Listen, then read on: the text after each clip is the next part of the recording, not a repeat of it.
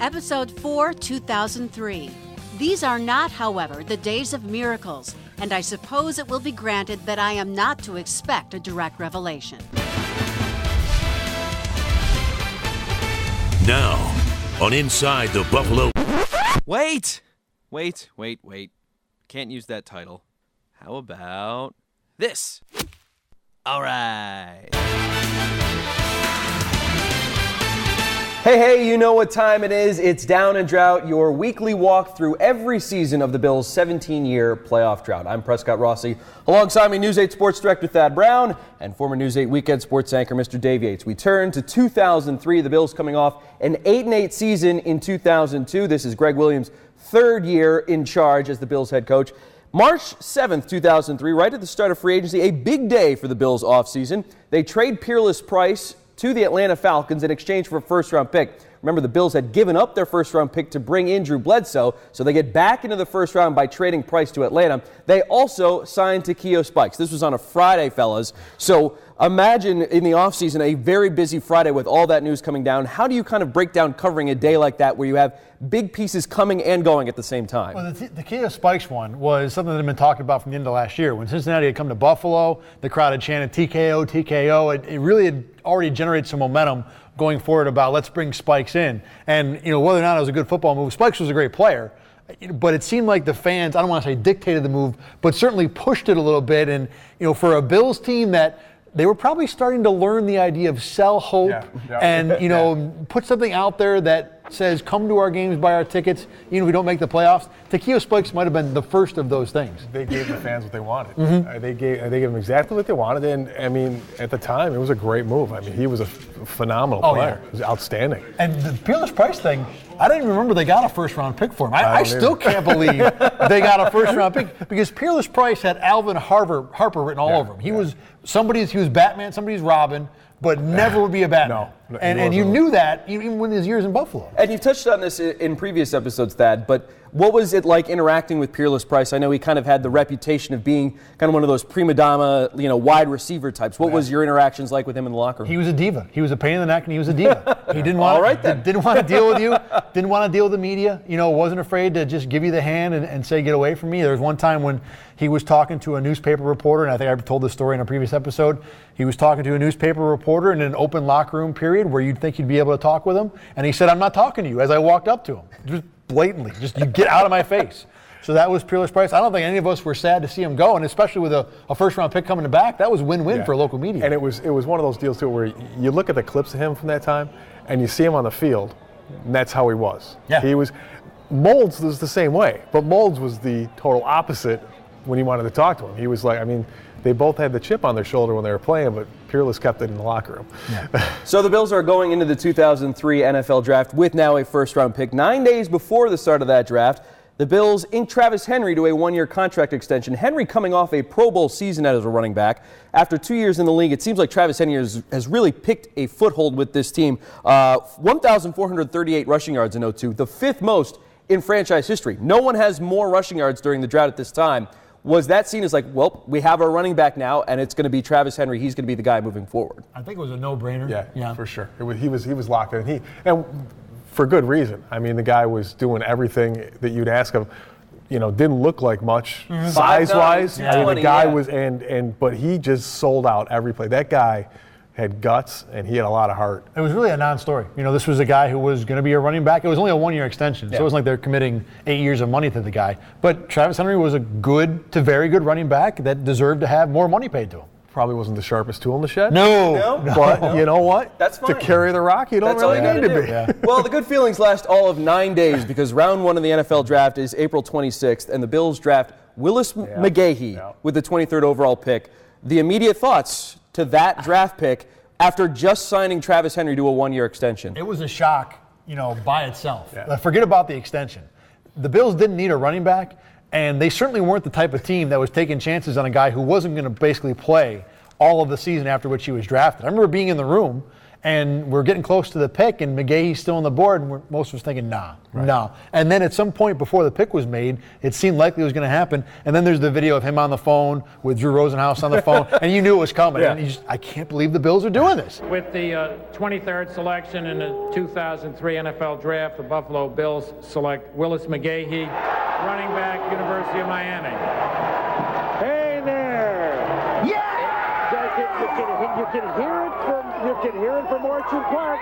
Let's go Buffalo! You know, this is a team that gave up 54 sacks the year before. Drew Bledsoe just got beat up, especially the tail end of that 0-2 season.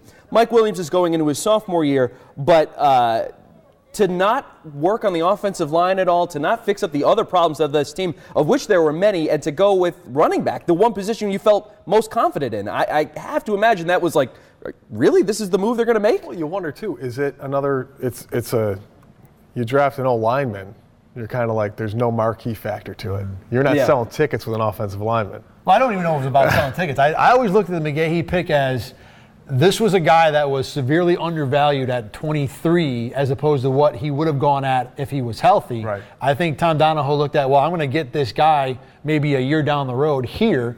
So you understood why he was doing it, even if short term and maybe beyond, it really made no sense for the Bills, but you got the thought that, okay, we're going to take this guy, in a spot where he's very undervalued, and he was. I mean, Willis McGahee, before he got hurt, was thought of as a game-changing running back, but after he rips his knee up in 7 different directions, you knew there was going to be some residual, and it was going to be a while before he played. Yeah, that video of McGahee's knee injury in the BCS championship game. That was the worst part. The worst part about him being drafted is that all of us in Western New York had to watch that video over and over and over again. The other news of the offseason that isn't obviously on that level of drafting McGahee, but something that I think is worth noting, the Bills at Ralph Wilson Stadium changed the turf over. They install field turf. The first team in the NFL to install field turf. Your years of covering the Bills at home on AstroTurf, what was it like to cover a game on that? And for those who may not know, when you cover a game at the Ralph, because the front row is so low, you have to kneel when you're shooting on the sideline. It's the only stadium in the league where that's true. Everywhere else you can stand. What was it like covering a game on that level, on that playing surface? Well, I remember when they first talked about putting in the new turf, I'm thinking, oh, good, they're going to lower the field so we can stand up now. Wishful thinking on my part. But I found the old turf wasn't as hot.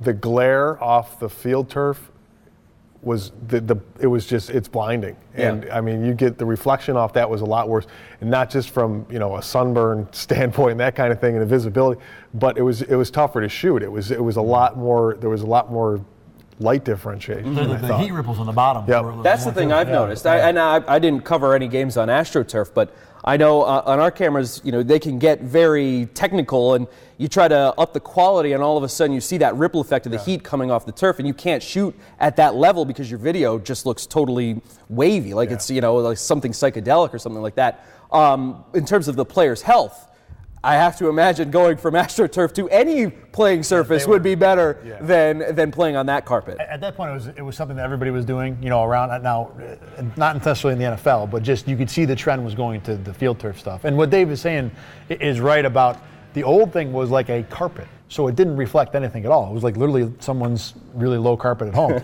The field turf is actually like blades of plastic grass, and the plastic has a little sheen to it, which reflects light a little more and makes it a little different. I think from kneeling on it, I think the newer surface was a little softer because it just wasn't a carpet, so there's a little more give to it. But either way, when you're on your knees, we all wear large knee pads. They look funny when you see us with them.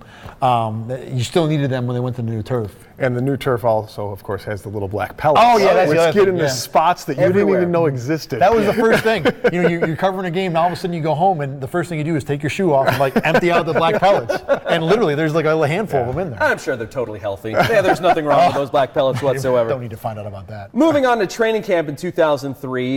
Obviously, a first-round pick is not going to be participating in camp because McGahee's still coming back from that knee injury. But St. John Fisher in Pittsford almost becomes the center of the sports world, especially in upstate New York, because just down the road at Oak Hill Country Club, the 2003 PGA Championship. Fellas, what was it like covering Bills camp at the same time of a golf major, not literally, but practically across the street? Bills camp was almost an afterthought. Yeah. For that week, it was just all, no holds barred. You just threw yourself into Oak Hill. The Tiger Factor, Sluman Mania perhaps. Jeff Sluman, the Greece native, is out to prove this week that you can indeed go home again. I think we may have relied on our Buffalo affiliate. The other interesting part was a lot of the golfers Monday, Tuesday, Wednesday went over. I know Phil Mickelson was over there. I remember there was a guy who went to LSU. I don't think Bubba Watson was. It was someone else. Yeah. There was David Thomas was another guy who went over there. So there were a few golf, and that was really the bigger story from Bills camp for us that week. When a PGA player went, now we have to go over to Fisher and get the golf because we didn't have enough golfers at the course, but then you have at Bills camp too. Name recognition, not a problem for the champions of 2003. Think of 5 golfers off the top of your head, and you probably got 5 guys who've already won this year. But I think the other part of it with Bills camp, year 3 of Greg Williams. Yeah. The Drew Bledsoe buzz was gone. Yeah. They hadn't been in the playoffs in 3 years. They didn't seem like they were going to make the playoffs, especially with a first-round pick that was going to be irrelevant. So I think we were of a position where, and this was the height of Tiger Woods. The PGA Championship was the story, and the Bills were not, especially just for 1 week in training camp. So that happens in the middle of August. The start of the regular season is September 7th, but 5 days before, on September 2nd, the New England Patriots cut Lawyer Milloy, their 4-time Pro Bowler, the defensive captain, their strong safety, one of their leaders on their defense.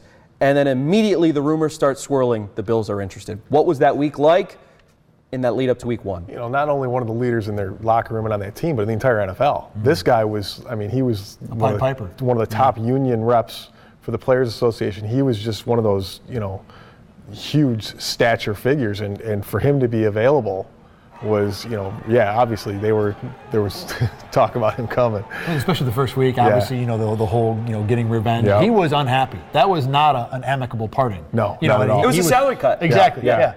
And the Patriots were already becoming and now have become very famous for doing it whenever and to whoever they want. Yeah. Anybody not named Tom Brady. So to come to Buffalo, it just stoked the fire for the game. And again, coming off the Bills were 8-8 and Drew Bledsoe, and there was optimism, but there wasn't excitement until Milloy happened. Yeah. And the Patriots are coming off a 9-7 season in 2002. It's not like now where you think of Brady and Belichick as these geniuses that have controlled everything. Yes, they have a Super Bowl ring, but they hadn't won 2, 3, 4, 5 by this point. So to see Belichick letting go of such a big player on defense, they have to think like, oh man, the Bills have hit the jackpot here. Yeah. People thought because he had one very fortunate Super Bowl and a non-playoff season. That's what the Patriots were then. So Lawyer Milloy comes over and you think, what is Bill Belichick doing? Who knew that he knew everything that was going to happen? To spoiler alert, but that was the first time I started thinking, if Belichick cuts a guy, leave him alone. Yeah. Do not. There's a reason. This guy knows what he's doing. Mm-hmm. When he lets somebody go and doesn't expect anything in return, you don't trust him. You can tell how old this was too, this game, because Belichick was wearing like a nice golf shirt. Yeah. He actually looked polished. I'm like, okay, he's still earning it. Well, there you go. Week 1 Sunday, September 7th. The sun is shining in Orchard Park. Fellas, just walk me through week 1. Obviously, we all know the result, 31-0 Bills over the Patriots. It was surreal the whole time. Everything. Sam Adams scoring a touchdown. The Patriots doing 0. You watch the video and you wonder how Tom Brady and the Patriots were capable of such a game. Yeah, and Milloy had a sack in that game. Brady just missed getting his head just cleaned off by Milloy. Just ducked out of the way in time, and Milloy gets up and does the fit. It was just, it was everything. You couldn't have scripted it better. From a Bills point of view. And every impact player that the Bills signed on defense has an impact in this game. Sam Adams, Takeo Spikes, Lawyer Milloy, all 3 of them have a sack or an interception, a touchdown. Spike stops a third down. I think on the first possession, the crowd goes crazy. The whole, like I said, on Monday, it was just the season opener, which is still a big deal. But Lawyer Milloy signs, and then the game starts out the way the Bills like it to start out, and then the rest of the day was a huge party at the Ralph.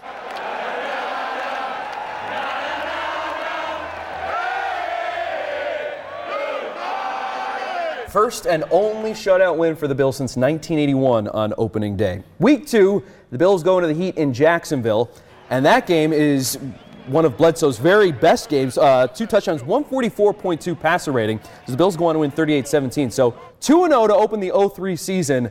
I know there's a lot of football left, but where can this team go? I thought they were going to the playoffs. I remember distinctly thinking after week 2, this team is legit. We're going to be covering them for a long time. They're going to be in the race. They're going to be division championship, deep in the playoffs. I was like, oh my goodness, I'm going to get to cover this great team. Yeah. After, I remember between Jacksonville and week 3, that's all I thought about the whole week. that Week 2 game too. It was another, okay, they had all the momentum and all the emotions of the opener and being in New England and all that. Then to go to Jacksonville and follow it up with a performance like that, you know, you're like, okay, this could be for real. That looked like a powerful Yeah, it really did. That was like that trap game kind of Henry scores 3 touchdowns in that game as well, as the Bills looked very impressive going to 2-0. But Week 3, Sunday Night Football in Miami, the play that's obviously most talked about from this game, Travis Henry throws an interception in the red zone in the first half of that game, and just the Bills' offense never shows up. No. Losing 17-7. Dave, you were there in Miami. Just the thought as you see Travis Henry dropping back to pass inside the 10-yard line. It was one of those. Travis is a short guy. Yeah. So I'm shooting him coming, you know, your typical end around, you know, kind of coming off tackle or whatever, and it's like all of a sudden he pulls up. I'm like, no, he's not. No, he's not. Yes, he is. And the shot put, you know, it's like a 9-iron kind of coming over. Like, seriously, I think it was Patrick Surtain. Yes. Jumped, and there was a battle for it between him and I think Molds, like basically at the goal line. I think it was Bobby Shaw. Was it? Yeah. And it was, you know, it was possession 9/10 of the law, Dolphins game. They had another pick in the end zone too in that game. Bledsoe throws a pick in that game in the end zone as well. Yeah. That's the thing. Everybody remembers the Travis Henry play, and for me, 2003 swung and was decided on that play. That was the that play. Early, though? Oh, I mean, you didn't know it then. Yeah. At the end of the year, you look back and said, if only we didn't have Travis Henry throw the ball to the goal line. Yeah. But the thing about that was that the Bills actually called the ball right back and drove it back down the field, and Bledsoe threw another pick in the end zone that no one talks about. Yeah. So the next 2 weeks, the Bills split. They lose to the Eagles at home, then win against the Cincinnati Bengals to go to 3-2. Week 6, the Bills go to Giant Stadium, go to the Meadowlands to take on the Jets. And we talked about this in 2002. Ralph Wilson getting into it with Jets fans. At this point, because you knew about the year before where, you know, Jets fans are swearing at him and yelling and he's pointing back at him, are you thinking now like, well, we know Ralph is here. We need to find him. We need to be on him. Oh, yeah. Because Jets fans are going to be yelling at him again, and let's see if we have another instance of Ralph yelling at fans. It was so entertaining, and anything that Ralph Wilson did. 85 at the time. Yeah, I mean, so you were just, when's Ralph coming out? You know, it was as exciting as when the coach or the star players came out. Another hearing problem. Everybody's got he was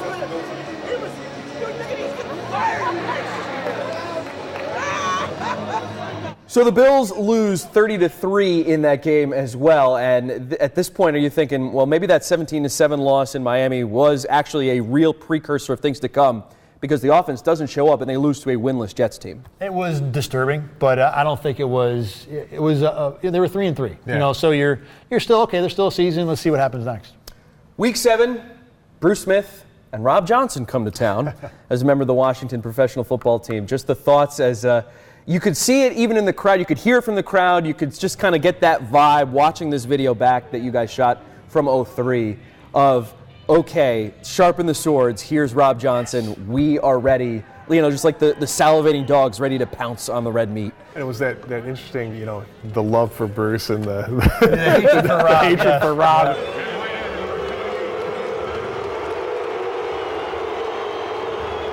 It was the best part, one of the best parts of that season. It was a 4 o'clock game, one of the few the Bills have played at home during the drought. And they really dominated Washington. You talk about, you know, worried about the week before. They owned this game. Yeah. They were a good-looking 4-3 coming out of this game. And at the end, when I think it was Pat Ramsey was the quarterback for Washington, when Rob comes in, it was like fresh meat being fed to the alligators. I've heard the Ralph that loud, but that vicious and out for blood. I mean, it was. Because you knew it wasn't at you, you kind of laughed at it. But you know, to be a player on the receiving end of that had to be somewhat intimidating. You know, now Rob, the California guy didn't care, but it was angry. It had a tension. Well, and you mentioned, you know, how much the fans at the Ralph were going crazy for week 1. To be at this point now in week 7, I mean, how would you compare those two crowds, the week 1 win against the Pats versus this week 7 win against a bad Washington team? Week 1 was, woo, yay, look at us. Week 7 with Rob Johnson We're out for blood. Yeah, was you're going to get it. Because at that point, the Bills had won the game. So the Bills fans are He comes jacked in the up. fourth quarter. Plus, you know what, it's 7 as opposed to 4. More time for alcohol earlier in the day. I'm sure that might have had a factor. But it was angry and vicious, and it was a weird experience for sure. So 4-3 going into week 8 on the road now, this time in Kansas City, a Sunday night football game. Their last game before the bye. You think, okay, you win this game, you're at the halfway point of the season. You can carry that momentum perhaps into the second half as guys get healthy from the bye week. Well, nothing goes right for the Buffalo Bills. 7 turnovers in Kansas City against the Chiefs. Dave, just to be there on the sideline as literally everything goes wrong for the Bills. When you get in a game like that, you're kind of like, is this really, again? Seriously? Yeah. You know, you're shooting the game and you're kind of like watching, all of a sudden there's a scramble and it's like, oh my God, really? Did he just lose the ball again? And they can't lose it again. And it's almost like when you see a great play and there's constantly penalties pulling them back. Same thing. You're like, this is just, it ain't going to happen tonight. But in the 2 out of these last 3 games now, the Bills have scored 3 points and 5 points. The offense is clearly not clicking. Yes, they beat Washington, but that is, you can almost call that an outlier. They go into the bye week now. They are 4-4, and the criticisms and the calls for Greg Williams are starting to percolate. How much is the media involved into feeding that fire? And how much of it was truly deserved at this point of the year, because they're only at the halfway point, and 4-4, there's still plenty of football left. I think with the amount of talking that Greg Williams had done about how smart he was going to be, and it wasn't just Greg Williams, it was Kevin Gilbride too, and he flapped his gums just as much as Greg did. So for all of the talk of all these things we are going to do as coaches, and to have it be so obviously bad in important games at that point in the season, that's where it started to build upon itself. I don't know how much we got into it, but you couldn't help but ask, like, you said you were going to do A, and not only is it not A, it's like J. You know? He was very defensive about it. He was very defensive. You called out or criticized how the season was going. It was almost like he was thin-skinned about it, and he did not like being taken to task for things going wrong. Well, the offensive problems continue after the bye week. And in fact, during the bye, Tom Donahoe comes out and says he will not fire Greg Williams during the season. We were going to keep things rolling with Greg. And Williams' contract expires at the end of this season.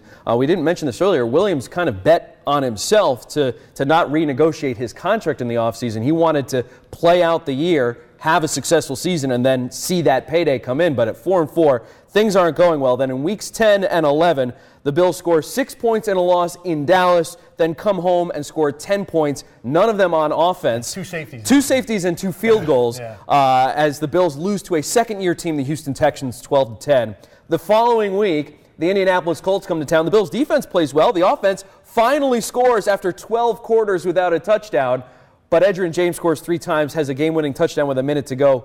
So now, as they lose this game in Week 12 to the Indianapolis Colts, they drop to 4-7. They've lost 4 straight games. I have to imagine every day the discussion is, when will Greg Williams get fired, and why haven't they fired Greg Williams yet? It was the only thing worth talking about at that point. That was one of the first 4-7 seasons where the conversation in the locker room is A, who's going to be fired, who's not going to be back, and then B, players talking about, well, if we win 5 in a row and 4 or 5 teams quit the league. The first 4-7 is always like the number I think about where the Patriots get food poisoning. But from the Bills' point of view, 4-7 is like that magic record where you'll still talk about the playoffs, even though no one on either side of the conversation, player or media person, buys the conversation.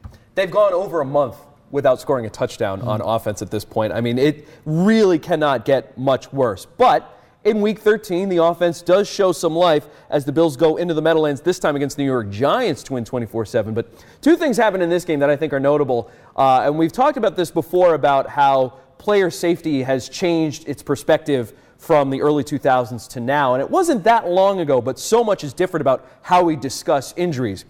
First off, Travis Henry cracks his fibula in this game, still carries the ball 26 times for 113 yards and a score, which I don't know if that's brave or stupid, but it's something.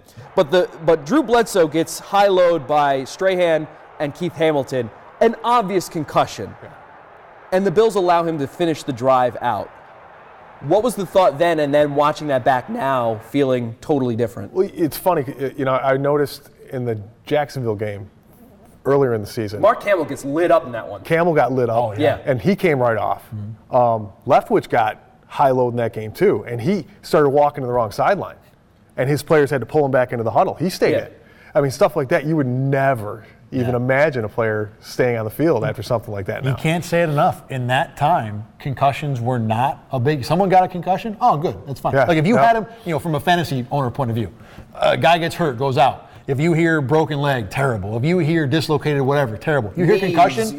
Concussion? No big deal. Good. He's fine. He's coming back next week. After the game, Drew Bledsoe even says, when I got up, everything was yellow. Like the red flags are all over the place. No one thought anything of it. It was just he got his bell rung. Exactly. He got his bell rung. Exactly the term. And on the broadcast, they even say, well, that's just a football play. Like, oh, it's unfortunate, but that's just a football play. And we cover a lot of high school games for work. The idea of just watching that, it almost makes watching football, you're kind of like, what are we doing? You're like, well, how? We thought it was funny. He said everything went yellow. That's laughable then. That's a you joke. read that quote. You have the quote down still, so are you right? It's just, it's really perplexing just how dangerous football was at that time. And it wasn't really until the NFL was dragged into caring that they actually did anything None about of us who covered it on a day-to-day basis really realized it. It just, that was a joke. It was funny. It was something that was part of the game. I got a little ding. I got a little ding last week and then got smacked again, so I got back. Week 14, Travis Henry playing with that cracked fibula. Career high 169 yards. Still playing hard for Greg Williams as the Bills win 17-6 over the Jets. Week 15, the Bills go to Tennessee, obviously the site of the Music City Miracle. I believe their first game back since then. But the day before, Saddam Hussein is captured. And, this is 2003, so the Iraq War had started earlier that year. But and we've touched on this, obviously, with 9/11, and these are very different circumstances. But to be covering a football game with a massive national news event happening at the same time, what is your focus like in that moment? It was the announcement, that was my game. And the announcement come out the night before, I believe. Something like that.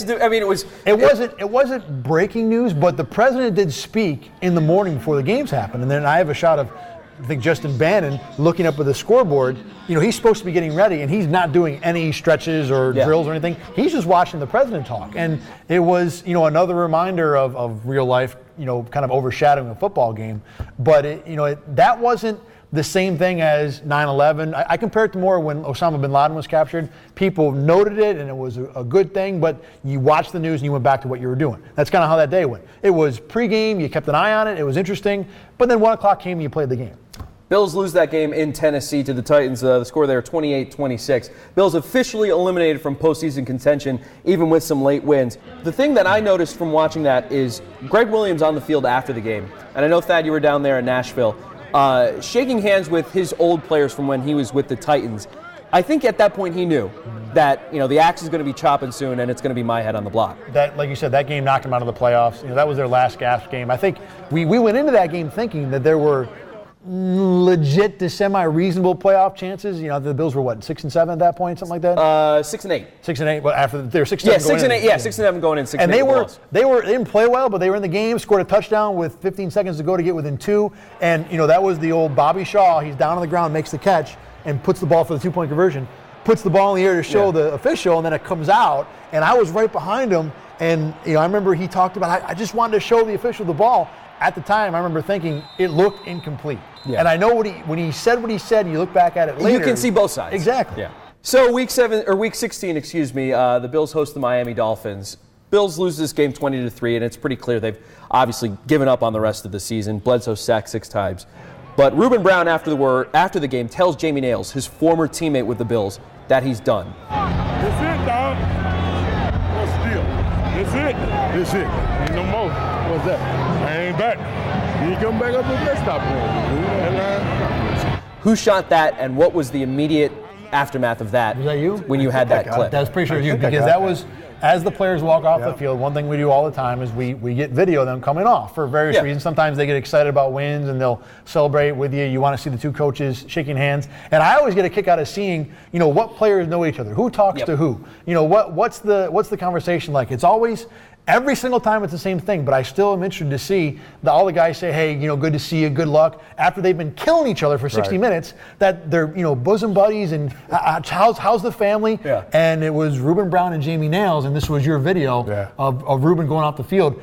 Occasionally this happens, not a lot, but you catch a guy saying something that he doesn't realize there's a microphone there, and it becomes a news story, and it did that day. It did, and it was one of those, you just happen to be in the right place at the right time, and you get it, and you're like, it is kind of one of those did I just hear that right? Yeah, we had to play it three or four times. We were playing it back before the press conferences start going. I think I just got ruined. So it's done. Well, we didn't really talk about it. We had it, and then we went back to the station and really looked at it. And that's when there really wasn't viral stuff then, but it kind of did catch fire. We had stations. We had Buffalo News called us to say, is this what he said? I think we played it out for someone in Buffalo. I think we did over the phone. Yeah, we played the video as loud as we could in the office. And does this sound like what we think it sounds? Oh yeah, it sounds like that. And then every news story was WRLC video had this or that. So that was the first experience with, what we now know as, a viral video or something that just catches fire, across different media outlets. Yeah, I know you and I, we've both had video that have blown up over the last couple of years, and that's kind of the mindset that you have is like, okay, I have this thing, and it's sitting on a little SD card, and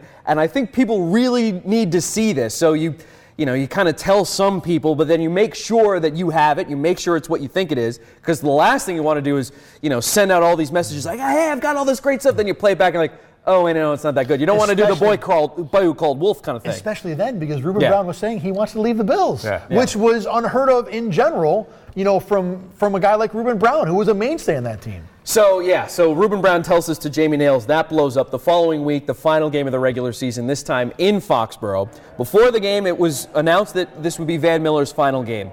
Your interactions with Van, obviously a legend with the Bills, had been with them since their entire history. And I know I've seen pictures of it, of members of the media going out to dinner with Van the night before his final game. Just your thoughts and experiences with Van Miller. I mean, they called him Uncle Van, and that's what he was. He was everybody's uncle. He was just a wisecracking, just lovable guy. He was what you heard in the booth and everything, and that was him. He was just the genuine article. And going to that dinner was one of the great honors of my career, covering the Bills. It was basically everyone who went on the road, and most stations sent someone there. Dave and I were both at that game, and to be able to share what was the last weekend evening of such a fantastic career as a broadcaster.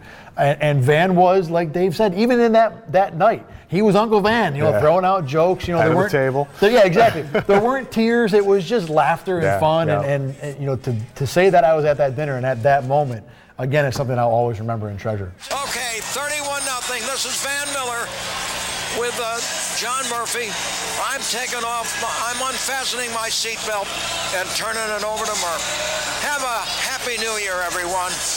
This is the Buffalo Bills Football Network. Working in the media, you spend a lot of time with these people, sometimes more than you spend with your actual family. So you get to know them pretty well, and you get to crack jokes that may be a bit blue, but any specific stories that you can share about Van Miller and your time and your interactions with him over the years. Yeah, no, that's the thing. As soon as you feel like, oh man, we have some great stuff. But this is a PG podcast. Yeah, I know, right? Getting back to how the Bills did in that Week 17 game.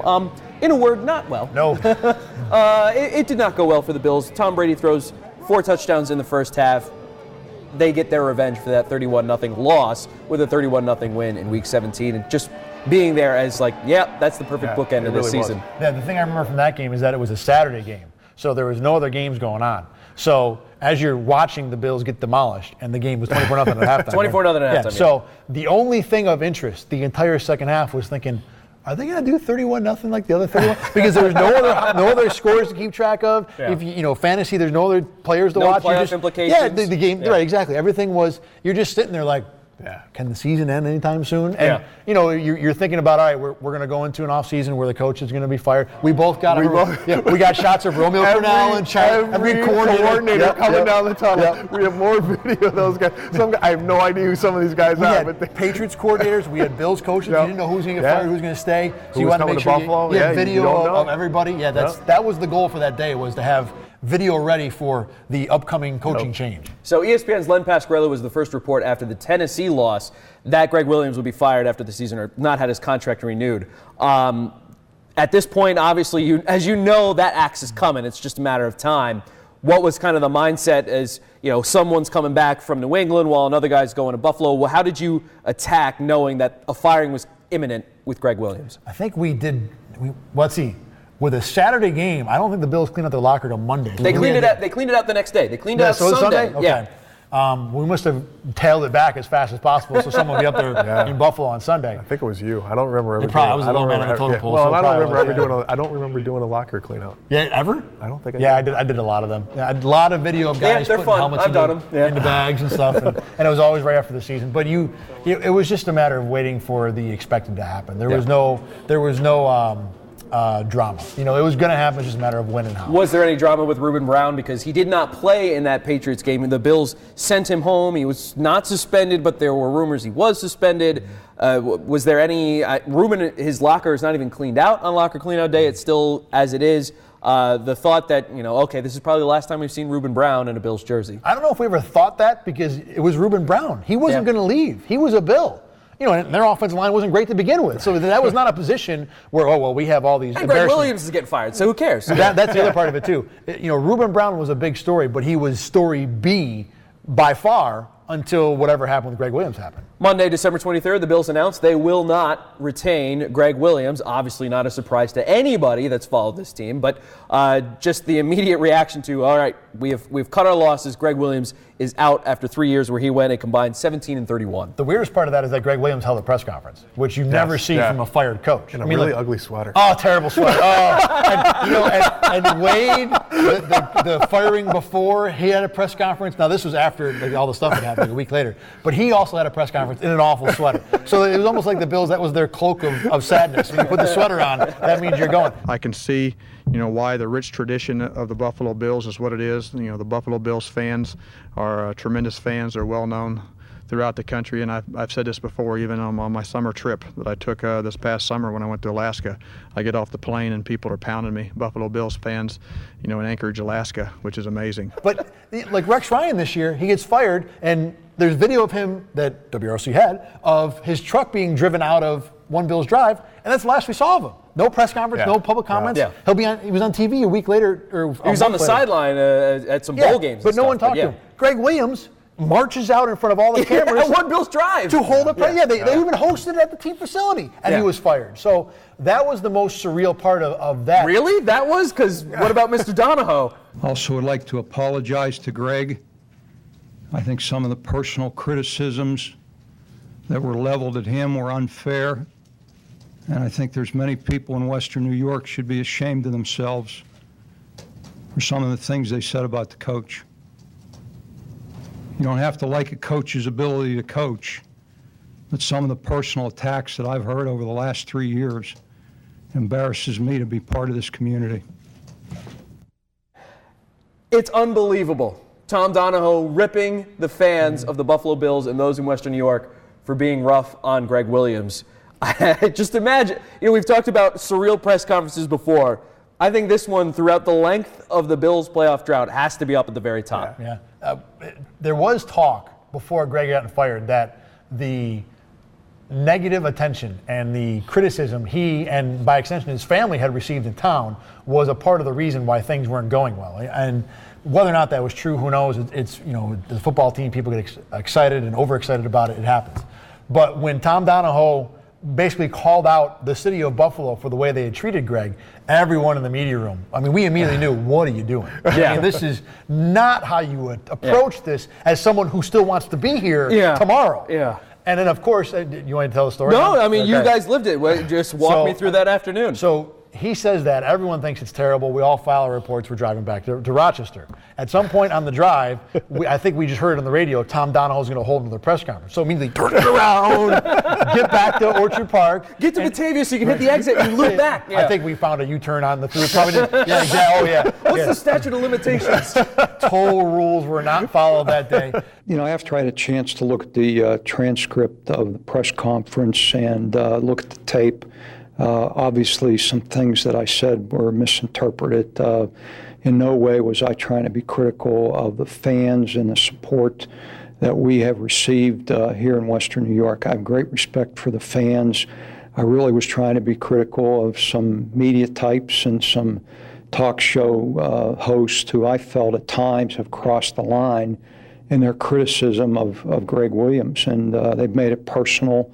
That's what I didn't like, and that's what I'm embarrassed about, and I really don't think there's any place for that. We all should be criticized. when we don't do our jobs, whether it's coaches, whether it's personnel, whether it's GM, president of the organization, whatever it is. But I just don't think there's any place for getting personal, and I apologize that the remarks were misinterpreted, and I apologize to our fans if I've offended any of them. Tom Donahoe's initial press conference was up at the podium, prim and proper. Everyone had a place. He had his everything was done. When he comes back out, it was just kind of him standing there. Tie was halfway undone, like we had pulled him out of like a lounge session, some busy meeting or something. And he looked cowed for the first time in his career. He looked cowed. He looked humble. He looked sorry, which he needed to be because what he said was terrible. And he basically said, I didn't mean to say it that way. I mean, he struck all the correct notes, but by then the damage had been far done. Were you there at all for that, or were you back here? That was a me and John joint right there. So if you're sitting back here at the station, just hitting refresh on the computer, like, what is happening to the Buffalo Bills? What is happening with Tom Donahoe? Mushroom cloud over one Bills drive was about it at that point. Oh man, I can only imagine what that must have been like. But that puts an end on 2003. Just final thoughts from a season that started off so well and ended so poorly, going 6-10. Travis Henry has a strong year, but Bledsoe, it seems like the decline is starting pretty rapidly with him. Just a final word on the 03 season with the Bills. It wasn't the quarterback. It was, Tom Donahoe in that press conference soured everybody going forward. I don't almost think it didn't matter who he was going to pick as his coach. Unless he hired Vince Lombardi, Tom Donahoe's stink as the GM of the Bills was unremovable after that press conference. And, we talked about who the coach would be and who the players would be, et cetera, et cetera.